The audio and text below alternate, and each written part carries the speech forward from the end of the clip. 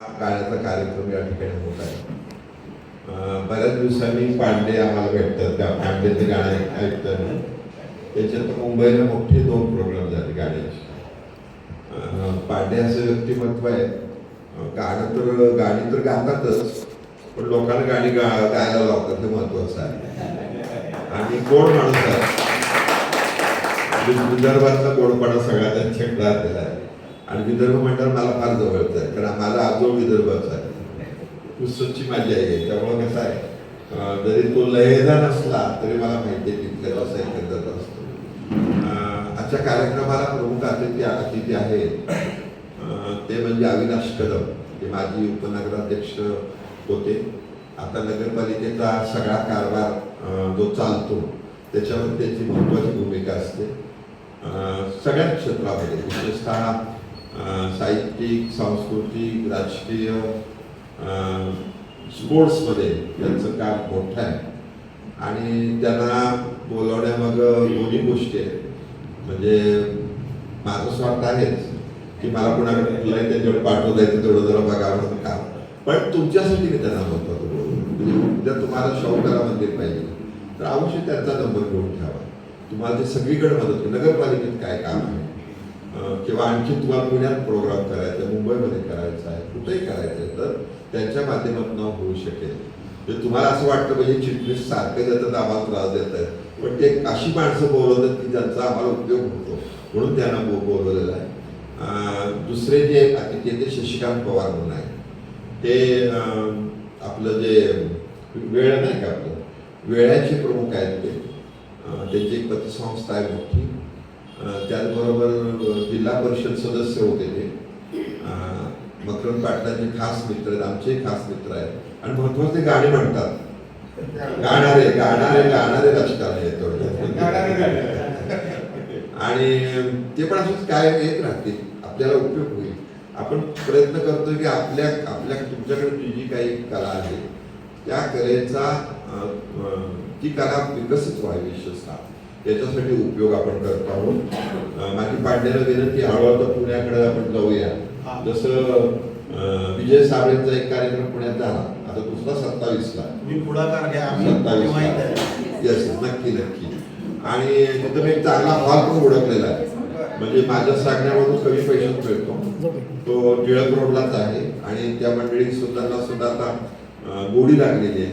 विशेषतः मागच्या कार्यक्रमात 26 आले होते आणि सातारच्या मंडळींचं म्हणजे विजय साबळे आणि मला वाटतं ममता नाही हे होतं सचिन, ममता सचिन होता तो घरातच आहे. तो पुन्हा बुकफेअरचा, तो आता पुन्हा बुकफेअर परत चालू होते, त्यामध्ये करायचं आपल्याला. तो दुसरा आत्ता झाला. तर आपला तोच उद्देश आहे की तुमच्याकडे जे आहे ते लोकांच्यापर्यंत पोहोचावं. आणि आता आपण बघितलं तर संगीत हेच आता माध्यम झालेलं आहे सगळ्यांना एकत्र येण्याचं, त्याचबरोबर आपलं मत मांडण्याचं हे व्यासपीठ जे आहे ते संगीत झालेलं. त्यामुळे हे आजचं मी स्वागत करतो. त्याचबरोबर आपले कासार जे आहेत ते आपल्या सर्वांचे मित्र आहेत, तेव्हा मी त्यांच्याबद्दल काय सांगायची, ओळख सांगून नाही सांगायची आवश्यकता नाही. पण मुकुंद पांडेंचा फोनच होता, मुकुंद फडके कुठं आहेत, कासार कुठं आहेत, मला येत आहेत. मुकुंद फडके जरा सध्या अशा गोष्टींचा प्रोजेक्ट त्यांनी घेतला, त्यांना आला येतो, त्यामुळे ते मोठं काम चालू आहे त्यांचं. म्हणजे आपल्या अभिमानाची गोष्ट आहे ती.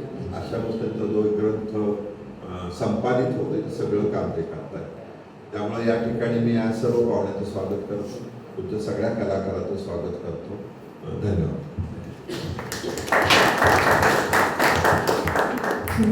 सरांसाठी जरा जवळ टाळ्या कारण प्रत्येक करत असतात. त्यामुळे त्यांच्या माध्यमातून अतिशय सुरेल आणि चांगला कार्यक्रम चालला आहे. त्यात मला हा भसाड आवाज असेल तुम्ही वेळ दिला त्याबद्दल धन्यवाद. खरं तर अतिशय उत्तम मैफिल झाली होती. सगळेच कलाकार जे आहेत, सादरकर्ते, गायक आहेत, यांनी फार सुंदर गीतं म्हटली आहे. मी पांडे साहेबांना धन्यवाद देईन.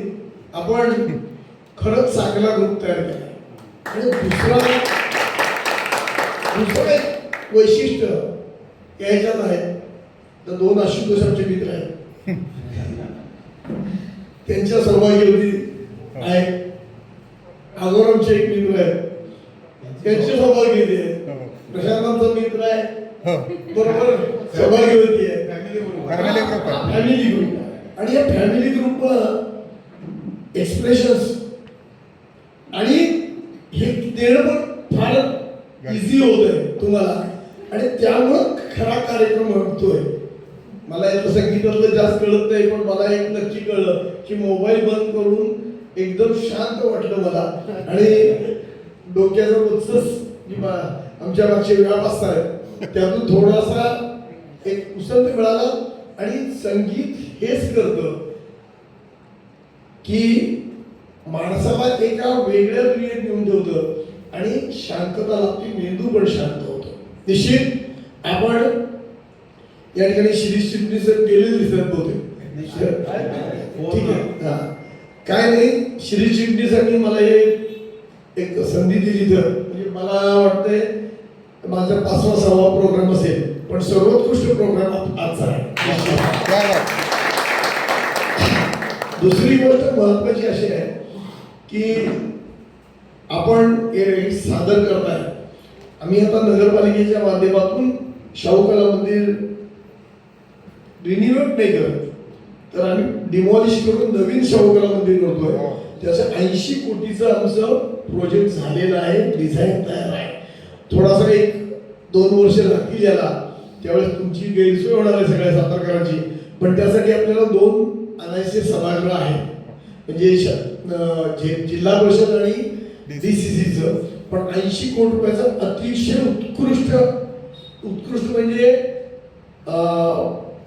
मुंबईच्या आपल्या सिद्धिविनायकासमोर जे आहे तर ते बघून आम्ही आलेलो आहे. तिथं ज्या सुविधा आणि ज्या अडचणी आहेत त्याच्यावर मात करून मालपुरे म्हणून आपल्याला माहिती आहे, तो पण गायकच आहे, प्रवीण मालपुरेचा मुलगा, आणि दुसरा आर्किटेक्ट त्याचा प्रतिकूण आहे, त्यानं तयार केलेला आहे. आणि ते लवकरच आम्ही सुरू करू. तशी आदरणीय शिवेंद्रसिंह राजे भोसलेंच्या नेतृत्वाने आम्ही काम करतोय. सध्या खजिना त्यांच्याच ताब्यात आहे महाराष्ट्राचा, त्यामुळं आपल्या विकासाला काही अडचण येणार नाही. तसंच 2 ठिकाणी आम्ही छोटी ऑडिओ ट्रेन करतोय. एक राजवाड्यावर जुन्या नगरपालिकेत, तिथं 300-400 सीटचं आहे, हा. आणि दुसरं आपल्या शाहूकरपुरीत चोरगीचा माळून आमचा आहे, म्हणजे आंबेडकर रस्त्याला, तिथं पण करतोय.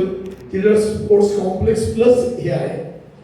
परंतु मला आज या ठिकाणी जाणवलं की या हौशी कलाकारांसाठी, केरळपूरसाठी, तुमच्या ग्रुपसाठी एक छोटं 100-200 सीटचंच एक असलं पाहिजे. आणि लवकरात लवकर त्याची सुद्धा व्यवस्था किंवा जागा आम्ही निश्चित करू. मध्यवर्ती ठिकाणी बघू की जे आपल्याला येणं जाणं सोपं होईल, की या हौशी कलाकारांकडनं पैसे पण घ्यायचे नाहीत असं डोक्यात आहे माझ्या. म्हणजे आज इथं आल्यानंतर मला विचार आला म्हणून बोलून दाखवतो. नाही बरोबर आहे, पण काय होतंय, चिटणीस तुमचे पैसे घेत नाहीत, पण हा हॉल पण तुम्हाला कमी पडतोय आणि ग्रुप पण भरपूर झाले. हे नगरपालिकेचं काम करतात असताना काम चिटणीस स्वयंस्फूर्तीनं उघड करतात, हे निश्चित अतिशय चांगलं आहे. त्यांच्यासाठी पण सगळ्यांनी. आणि दुसरी गोष्ट, हे जे असेल त्याचं ॲकोस्टिक वगैरे सगळं व्यवस्थित असणार आहे.